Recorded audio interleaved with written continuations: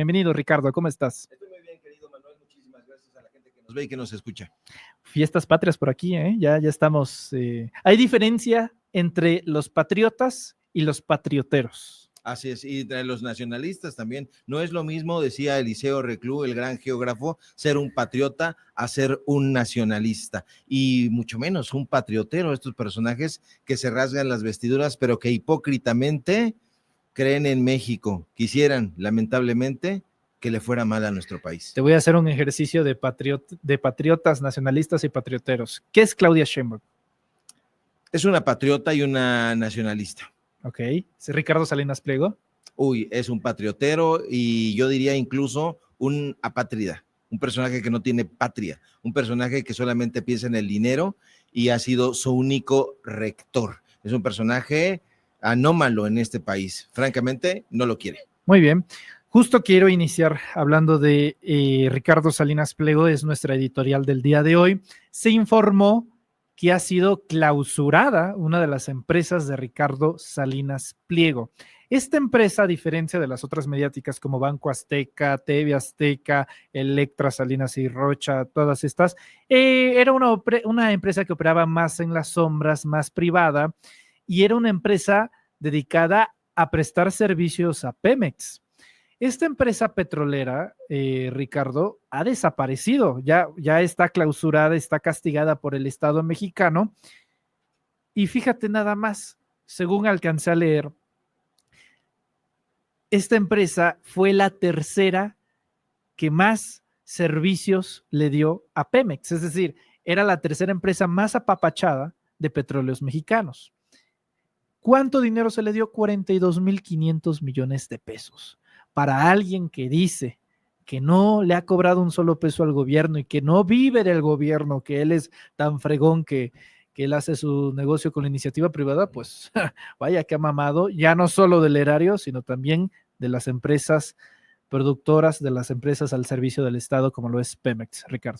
Así es. Estamos hablando, para decirlo con datos duros, de Taipon Offshore, esta empresa que además era una empresa que era de las consentidas de la paraestatal de Petróleos Mexicanos, una empresa que actuaba entre las brumas y que, pues bueno, consecuente con lo que ha hecho Ricardo Salinas Pliego, pues ha obtenido recursos millonarios en Petróleos Mexicanos, pero ocurre que le debía a Petróleos Mexicanos. Lo que llama muchísimo la atención y que es nota de Reporteros MX es precisamente eso, que le debía esa empresa en particular, le debía dinero al SAT y le debía dinero a Petróleos Mexicanos. Entonces, ¿qué es lo que hace la Profepa? Fíjate, entran por esa parte, le quitan prácticamente los permisos, ya no puede operar esa empresa porque carecía de los permisos ambientales y pese a todo lo estaba realizando. Un personaje como Ricardo Salinas Pliego, que ha sido tan mediático y que no haya hablado de estas empresas, digamos, de bajo perfil, llama muchísimo la atención. No figura incluso, si nosotros buscamos en Grupo Salinas, no forma parte del listado oficial de Grupo Salinas. Entonces, llama mucho la atención. ¿Por qué en este momento Ricardo Salinas Pliego y ninguno de sus canales ni de sus analistas ha hablado al respecto? Llama poderosamente la atención, Manuel. No, bueno, en finanzas no creo que esté la nota, o sea, ni siquiera el propio grupo está orgulloso de uno de sus hijos, de sus ahijados, pues, una de las empresas que no aparecen por ahí. Fíjate cómo son las cosas. Ricardo Salinas apenas hace unos días levantaba la mano para una hipotética y eventual candidatura presidencial. La presidenta Sheinbaum mencionó que él tiene el derecho, y cierto es, que la Constitución le garantiza, no solo a él, a cualquier mexicano, a ti, a mí o a una de las 15,000 personas que nos sintonizan ahora mismo, de votar y ser votados, pero tiene que pagar sus impuestos primero. O sea, esta empresa también debía impuestos y también le debía a Pemex. Así es, no solamente el Grupo Electra es una de las empresas de Grupo Salinas que le debe al fisco, sino también Typon Offshore le debía, una empresa que tenía sus instalaciones afincadas en Campeche, nada más ni nada menos. Llama la atención que le siguieran dando contratos, en la paraestatal, en Petróleos Mexicanos. Esto habla de que la transformación, aunque continúa en curso, todavía forma parte de algo que se va arrastrando. Se necesitan meter los directores, las directoras de las instituciones del Estado mexicano a fondo. Tienen que aplicar aquello que hacía Andrés Manuel López Obrador, el presidente Andrés Manuel López Obrador, que fue meterse hasta las mazmorras y sacar a todos esos roedores, porque todavía están habitando en Petróleos Mexicanos algunos burócratas que vienen de administraciones anteriores y en otras instituciones también, porque se le continuaban dando contratos a esa empresa de Ricardo Salinas Pliego, y por supuesto que sabían que formaba parte de ese conglomerado. ¿Por qué se las daban? Esa es la pregunta que tendría que responder Petróleos Mexicanos, porque la Profepa es la que tiene que salir al quite. Muchas veces la clase política se rehúsa a creer que la mayoría de las investigaciones periodísticas que, por ejemplo, haces tú, que se presentan aquí, no es algo que pase un funcionario de gobierno o una oreja en alguna institución. Muchas veces viene por parte de la propia gente. La gente envía información a ti, me la envía a mí. Muchas veces no podemos llegar a algo concreto con esa información, otras veces sí. Y te quisiera leer un mensaje que nos deja Nancy Ruiz mientras tú y yo platicamos. Dice lo siguiente: hace días descubrí que la SEP tiene convenio con Azteca Seguros para cubrir accidentes de todos los alumnos de México. ¿A cómo saldrá la póliza? Promesa es de la presidenta Claudia Sheinbaum, porque lo dijo en alguna mañanera, que alguien que debe impuestos no podía tener contratos de ninguna índole en la administración pública, por lo menos en su administración. Lo ha hecho con Pemex, lo hace ahora con esta empresa que la clausura.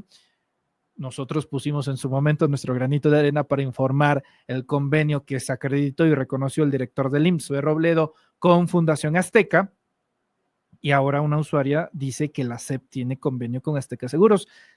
Así que yo creo que ya te dejaron tarea pendiente por ahí. Ya me dejaron tarea, Manuel, y le vamos a tomar en cuenta porque efectivamente, como tú bien apuntas, la credibilidad que tiene nuestro medio de comunicación, Reporteros MX, Sin Máscaras, lo que estamos haciendo también en Datos Duros, en fin, todo el periodismo de corte e independiente está cifrado en estas informaciones que nos da la gente, y que no es también cualquier gente, es gente que está trabajando en las instituciones y que nos dice de manera descorazonada: oye, Ricardo, Reporteros MX, Manuel, échenle un ojito por este lado, que también se están dando contratos, como es el caso de lo que dimos a conocer apenas hace unos días en Tlaxcala, por ejemplo, ¿no? O lo que está sucediendo en Aguascalientes. En Aguascalientes, Manuel, híjole. ¿Qué pasó ahí? La hija de Josefina Vázquez Mota, impuesta presidenta del Poder Judicial. Así es, aunque no fue la más votada. Entonces están pasando, perdón por el exabrupto, por el arco del triunfo, la Constitución estatal.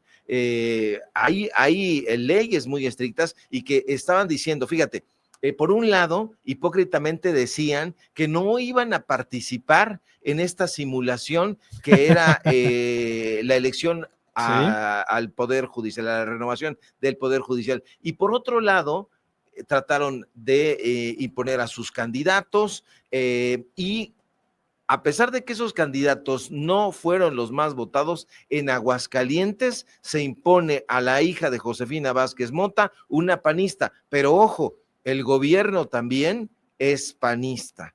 Entonces, ¿qué es lo que está sucediendo? Justamente aquello que estaban acusando que iba a ser Andrés Manuel López Obrador, que iba a ser Claudia Sheinbaum, que iba a ser la Federación. Se van a apropiar del Poder Judicial. ¿Y qué es lo que están haciendo? Se están quedando con el Supremo Tribunal de Justicia de Aguascalientes, porque ahora todo se está pintando de azul y la gente está verdaderamente indignada, y con razón y con argumentos, porque ¿cómo le vas a disputar un pleito al gobierno local ante los tribunales? sí, también es panista, sí, también es eso. Entonces, el Poder Judicial allá está entregado, lamentablemente, en este momento a un partido político, y ese partido político es el PAN. Ahora falta que alguien tome acción, porque ya lo denunció Luis Alcalde, y está muy bien que lo denuncie Luis Alcalde, pero ¿y luego qué? O sea, no basta solo con decirlo en el caso de los políticos, no basta solo con decirlo, ¿qué van a hacer al respecto? Yo esperaba, y lo mencioné el día de ayer, que hoy algún reportero, reportera, compañera, compañero de La Mañanera le preguntara a la presidenta Claudia Sheinbaum Pardo, no fue el caso. Tal cual no fue el caso, que pues por lo menos hasta el día de hoy no tenemos una postura oficial por parte de la presidenta de México, que deberíamos de tenerla y que debería el propio Poder Judicial, digo, para eso se creó un tribunal de disciplina, para eso está el tribunal electoral, o sea, no es posible que ya se haya impuesto, no, hay que dar reversa, Ricardo.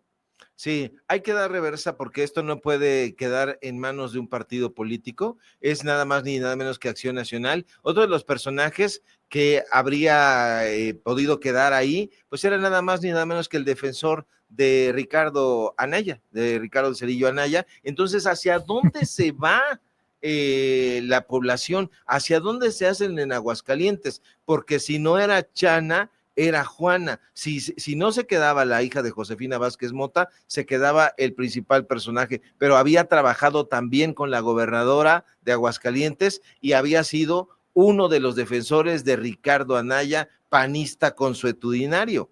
Correcto. Hablando de panistas, el día de ayer llegó a Reporteros MX un documento bastante interesante que hoy presentas en el medio, Ricardo.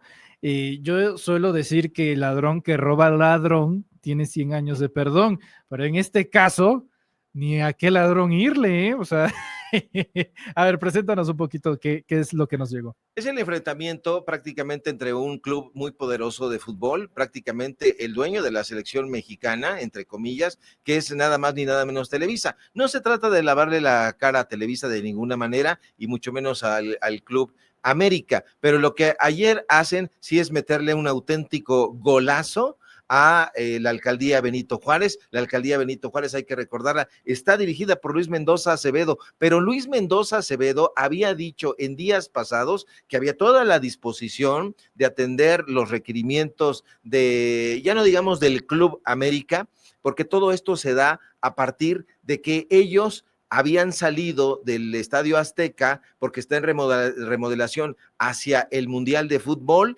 y se fueron a albergar quien lo dijera, al Estadio Azul. Entonces, ahí en el Estadio Azul, que está justamente en la demarcación Benito Juárez, habrían recibido, lo dicen en el propio Club América y en la Benito Juárez, a Bernardo Lartigue. Bernardo Lartigue, este personaje, es el jefe de gabinete del alcalde panista de Benito Juárez, y ese personaje es señalado como un personaje que los habría querido extorsionar. Sí se puede hacer partidos de fútbol aquí en el Estadio Azul, pero ¿de cuánto estamos hablando?, habría dicho este jefe de gabinete. Es un señalamiento muy fuerte, muy duro, y bueno, aquí no hubo necesidad de eso porque se fueron a los tribunales, y en los tribunales ha perdido la alcaldía Benito Juárez, y queda ahí el antecedente. Insisto, no se trata de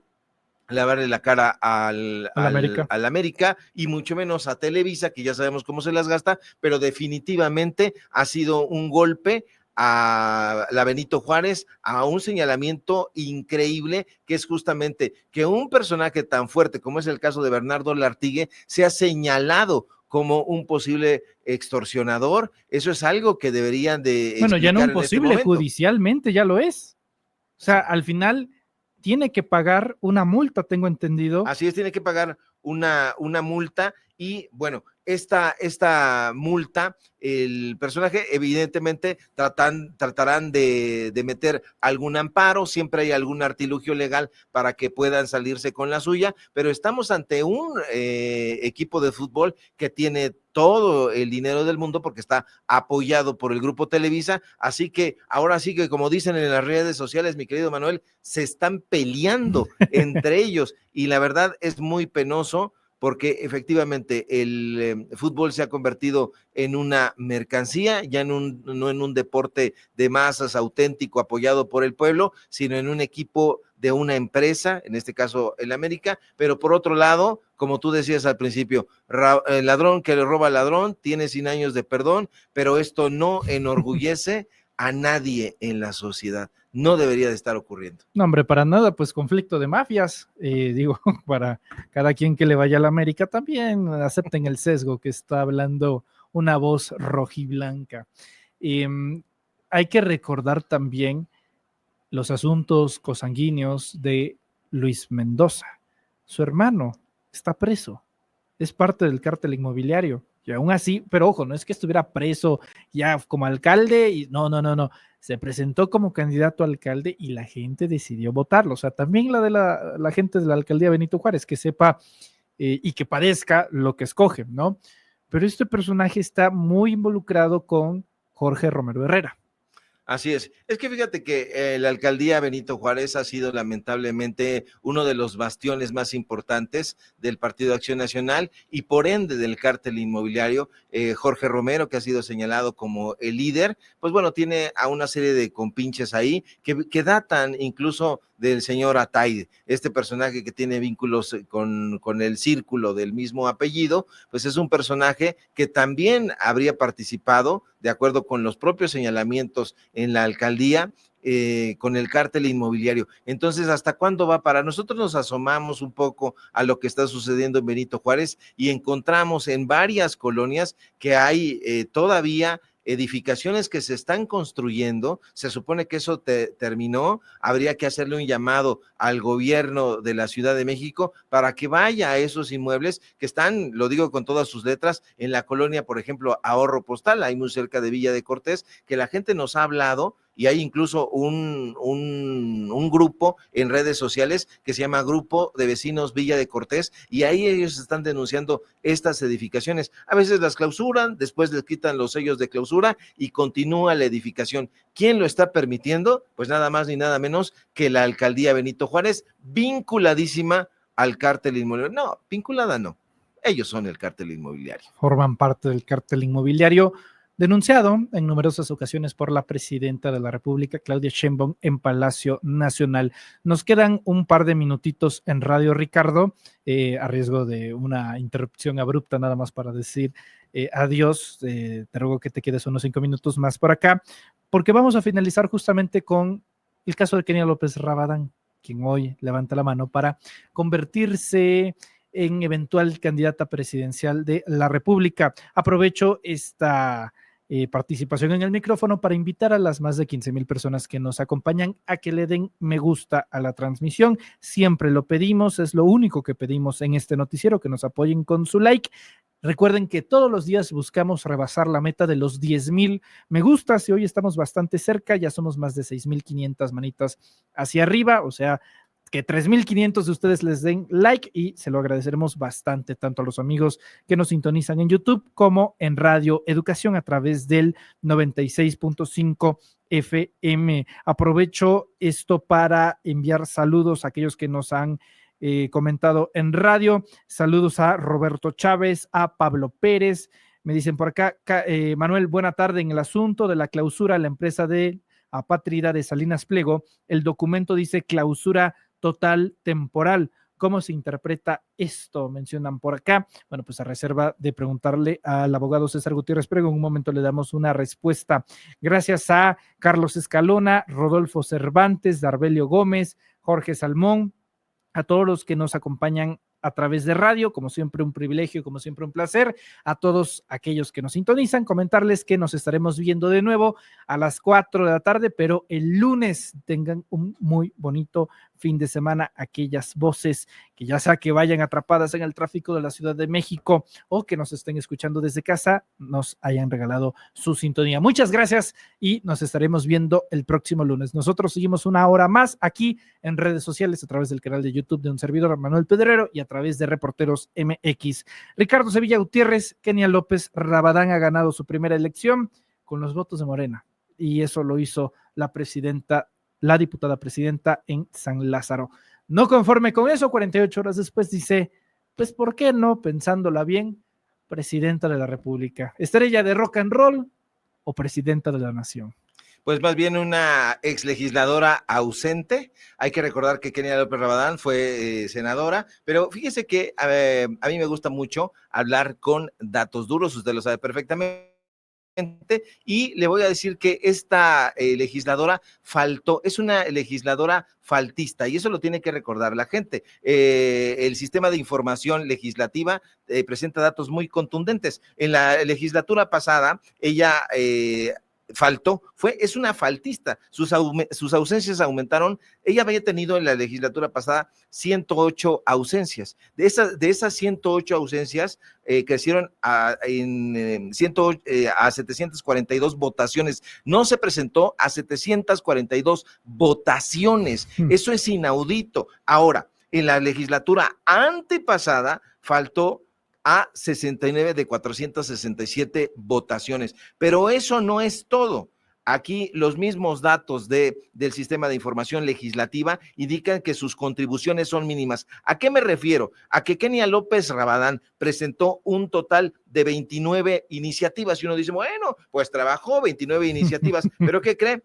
Ninguna de ellas logró ser aprobada, ninguna de ellas se convirtió en ley. Entonces, Kenia López Rabadán estaba participando en los foros, en los medios de comunicación, debatiendo acremente, porque es una de las personas más virulentas de la oposición, una de las personas más racistas, porque acuérdese justamente de ese discurso racista de Kenia López Rabadán en aquel momento que dijo, la CONAPRED no puede ser dirigida por una mujer indígena, por una persona indígena. Entonces, imagínese usted, si tiene esas aspiraciones, ahora ha dicho en las redes sociales, no es el momento todavía, pero ese decir no es el momento, es en realidad levantar la mano y decir, sí, aquí estoy. Aquí estoy, me pongo a sus órdenes, a los órdenes de los electores, pero es una mujer que, ojo, se lo recapitulo, una mujer que ha hecho comentarios racistas, una mujer que no ha tenido productividad legislativa,